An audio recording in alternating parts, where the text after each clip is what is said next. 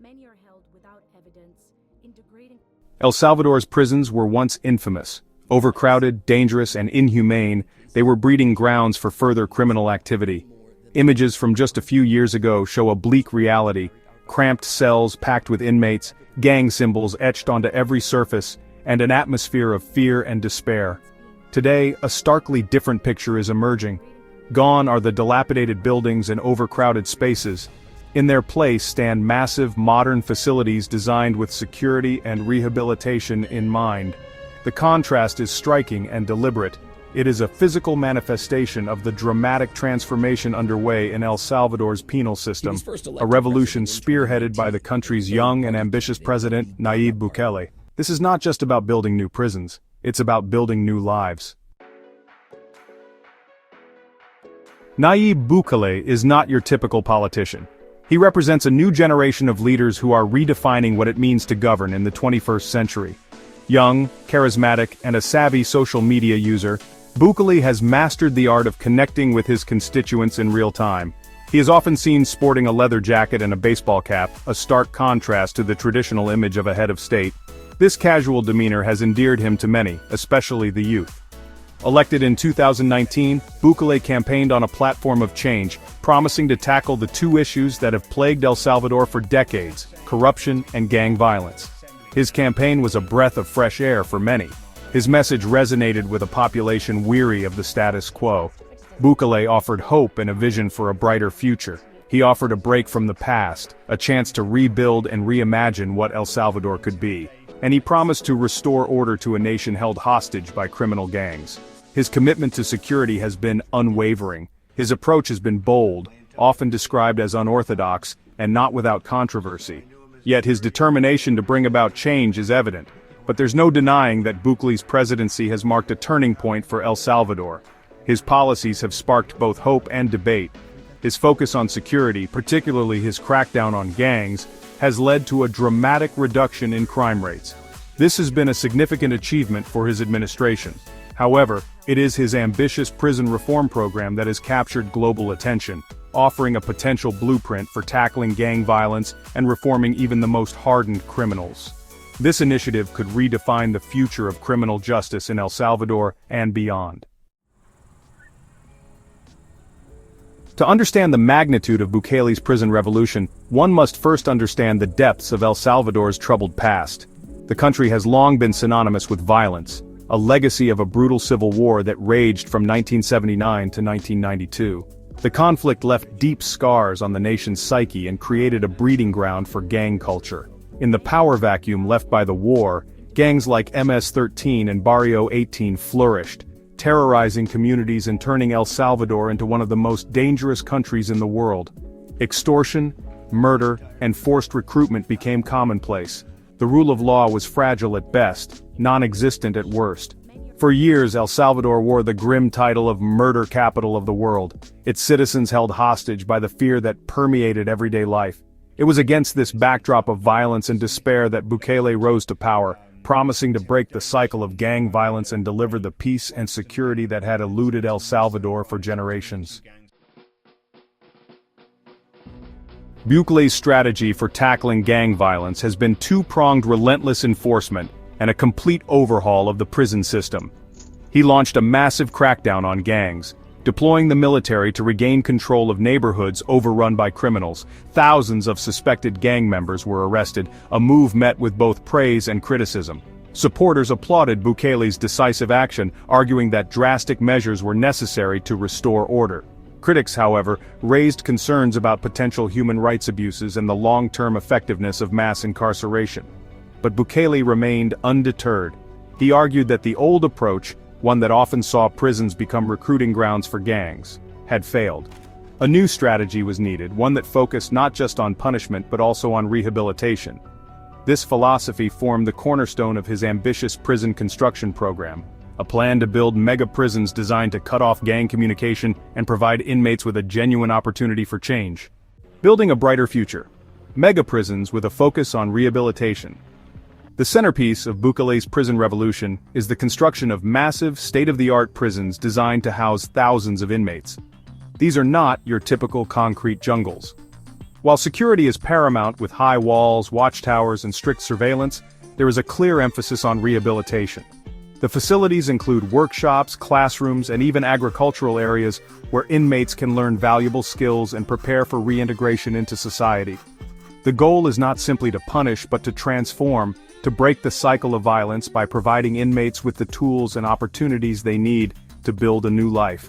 These mega-prisons are a radical departure from the overcrowded, gang-controlled facilities of the past.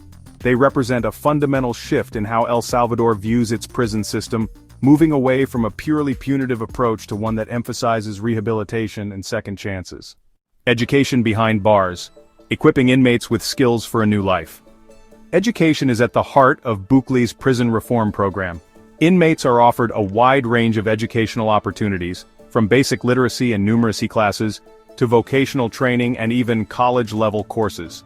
The curriculum is designed to equip inmates with practical skills that will allow them to find employment upon release. Carpentry, welding, mechanics, and computer programming are just a few of the trades being taught behind bars. The goal is to break the cycle of recidivism by providing inmates with a pathway to a productive and law-abiding life. The emphasis on education is not merely about job training. It is about instilling a sense of purpose, of hope, and of possibility in individuals who may have lost sight of those things. It is about empowering them to take control of their futures and become contributing members of society. Industry and innovation, from prison workshops to contributing businesses. Bukele's vision for El Salvador's prisons extends beyond rehabilitation. He sees them as potential engines of economic growth, places where inmates can not only learn new skills but also contribute to the nation's economy. Prison workshops are being transformed into small factories, producing goods ranging from furniture and clothing to footwear, and even electronics. These products are then sold on the open market, with a portion of the proceeds going towards victim compensation and supporting the prison system itself. This focus on prison industries is not without its critics, with some arguing that it could lead to exploitation. However, proponents argue that it provides inmates with valuable work experience, teaches them responsibility, and helps to break down the stigma associated with incarceration.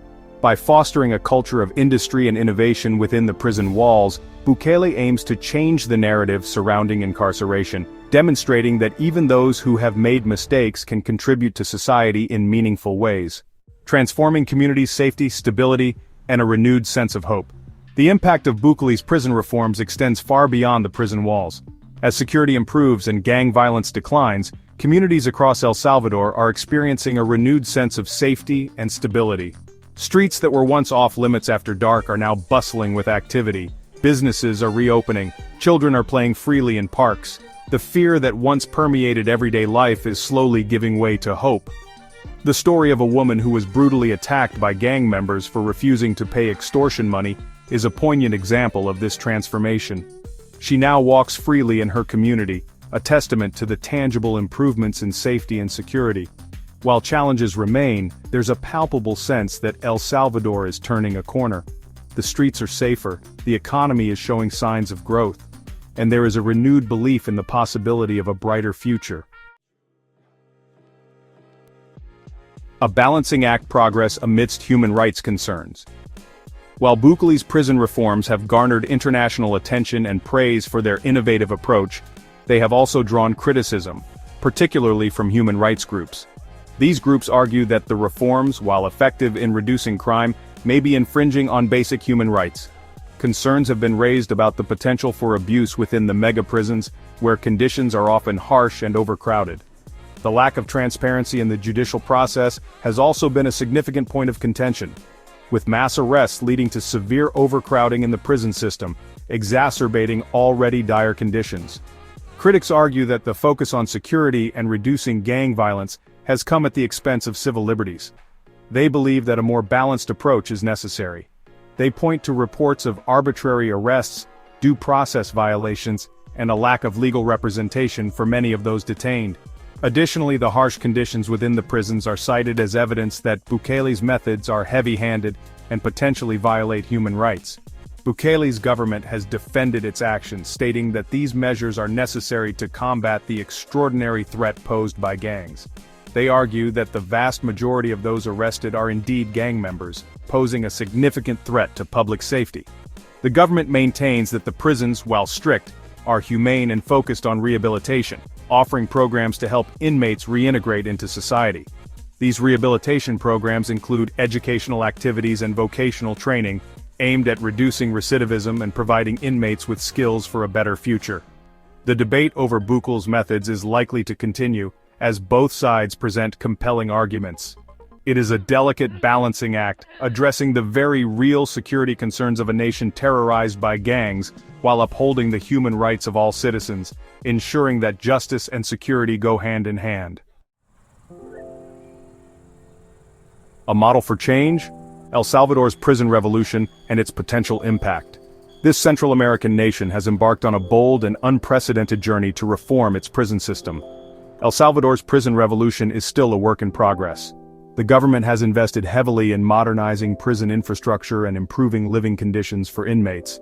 It is too early to say definitively whether this ambitious experiment will succeed in breaking the cycle of gang violence and transforming the lives of inmates. However, the introduction of comprehensive rehabilitation programs is a step in the right direction. However, the early results are promising. Enhanced security measures and vigilant monitoring have contributed to a noticeable decline in criminal activities. Crime rates are down significantly. The streets of El Salvador, once plagued by violence, are now safer for its residents. Communities are experiencing a renewed sense of safety. Families can now enjoy public spaces without the constant fear of gang-related violence. And within the prisons, there is a sense of hope and possibility that was absent just a few years ago.